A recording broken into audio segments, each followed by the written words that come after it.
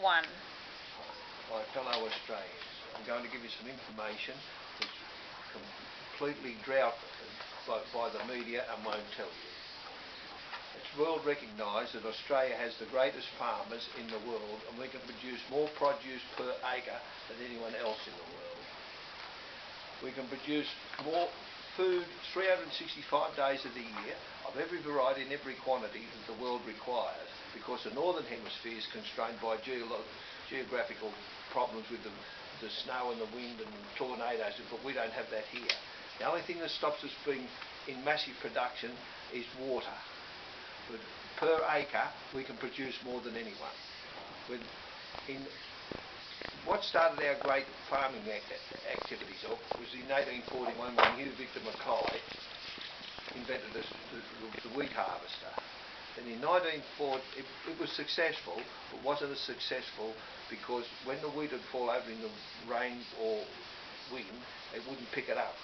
Then another Australian, Albert Taylor, from down at Hendy, he perfected it, the combine harvester, where it could pick up, raise and lower it, and pick up all the grain that was fallen over or damaged with the wind or the rain. So that enabled us to be the forerunner for the rest of the world for food production. We can grow, in other countries they can only grow couple of types of grain. We can grow the lot. And just recently, in Tasmania and Victoria, this happened in the last 12 months, they've perfected a new strain of barley and corn. It's that pure and that good that in Tasmania, it's enabled the Tasmanians through the barley to win the first and second malt whisky competition of the world, and the corn is the same. Up at the Ord River, they can produce rice at a greater harvest than anyone else in the world. The Japanese came out here one year because they grow a rice that is a religious ritual, and they think they're the only ones that can grow it. When they went up there to see that and could see how much poundage per acre we could grow here as opposed to what they could grow there, they were mortified. They couldn't believe that Australians could perfect it so well. Down the Murray Bridge irrigation area, a derivative of the Snowy Mountain scheme, the rice harvest, the fruit harvest, the wheat harvest, the sheep harvest, the cattle harvest per acre, no one else in the world can produce like it. There's only one thing stopping the full production is water. But what happened here at the turn of after the Second World War, we had 250,000 farmers. In the mid-60s, with the bad drought, 40,000 lost their farms. In '85, because after the Lima Declaration, which is this document here, how we had to share our production with the rest of the world at the detriment of Australia. That was our agriculture and manufacturing. When our agriculture was producing full bore, everyone had employment because we produced the machinery that fortified the existence of our rural industry, like farming equipment, milking equipment, seed equipment, everything, tractors, a lot.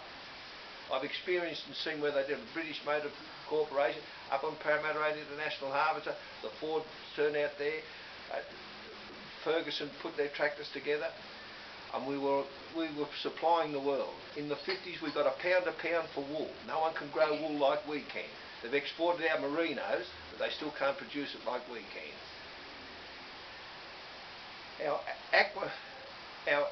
aqua fishing is the world leader. In Tasmania they produce mussels down there that no one else in the world can grow. They produce cherries down there, $1 each, nearly the size of a tennis ball. On King Island they produce some of the purest cheese you can get, the most succulent lamb you can get, and produce beef there that the rest of the world just can't believe how wonderful it is. We grow every type of potato that the world requires. The CSIRO and farmers perfected how we can defeat rust in wheat. We can grow wheat everywhere in this country, every day,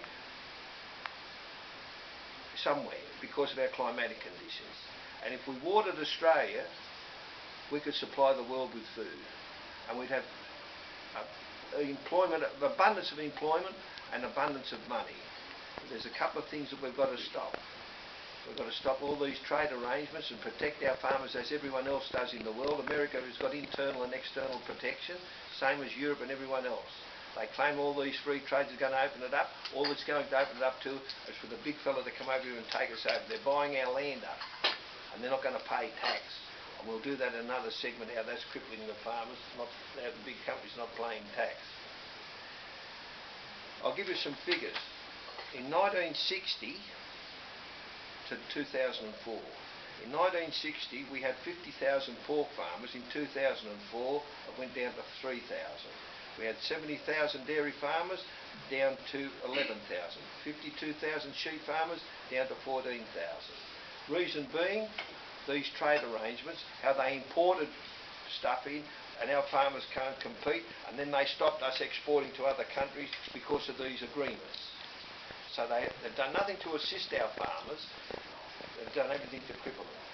And there's a world food shortage, and we would be the food bowl of the world, because it's a pristine country with the purest soil in the world. We've got plenty of water. It's up the north, it's only got to come down. We'll discuss that in another segment, how Bradfield wanted to do it, and then Sir William Hudson wanted to do it. There's ample water, and our farmers are recognised all around the world, and the greatest food production per acre anywhere in the world, and we can produce everything. There's nothing we can't produce. Our fruit, our wheat, our beef, our sheep, our poultry, everything. No one can produce like us, and it is the backbone of the nation. We can have a mining boom, but that fluctuates. But people have got to have food every day. They've got to have clothing every day. And there's nothing in your house, on your person, or anywhere, originally, it doesn't come out of the ground. And being the purest country in the world, other countries have got disease, mad cow disease, etc., and apple blight and pear blight, and everything. We don't have it here. We're the seventh largest sugarcane exporters in the world, and that's diminished by 40%. Why? We imported sugarcane from Argentina, Mauritius and Brazil. Why did they do that? Oh, we've got to share the World Trade Article 28 of the Lima Declaration. The United Nations, a communist organisation that's after this one world government. And it's the socialistic communism. There's very little difference between socialistic communism and imperialism.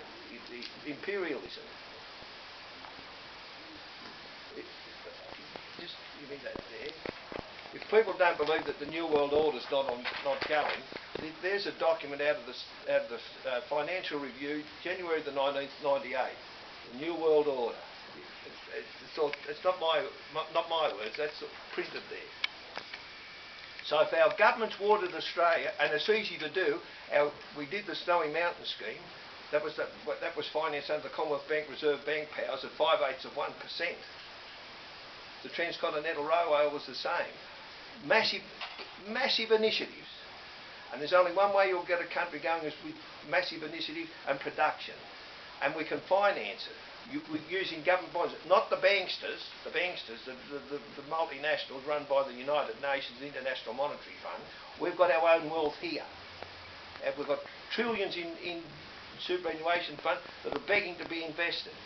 There's a big international company that got the two urban freeways in Sydney, 100 million in a quarter. All that money should be coming back to the state to reinvigorate other infrastructure. If we water Australia, we have massive production, massive employment, our debt goes. And that's all we've got to do, because we've got the greatest people, and farmers are the greatest innovators in the world here. Everyone else in the world follows us. The fella in Victoria, a fella called John Rewalt, he's got this injection seeding. They said it wouldn't work. He's increased his production by 30% over and above everyone else. John Deere, the big American farming implement manufacturer, supply him with implements, tractors. And they say, if you can tell us how to improve our farm, our farming equipment, it'd be wonderful. Australia's got 23 million people, America's got 200 million. But they come to an Australian. Do you know why? What I said before. Our farmers are the greatest farmers and the greatest innovators, and there's proof positive of why.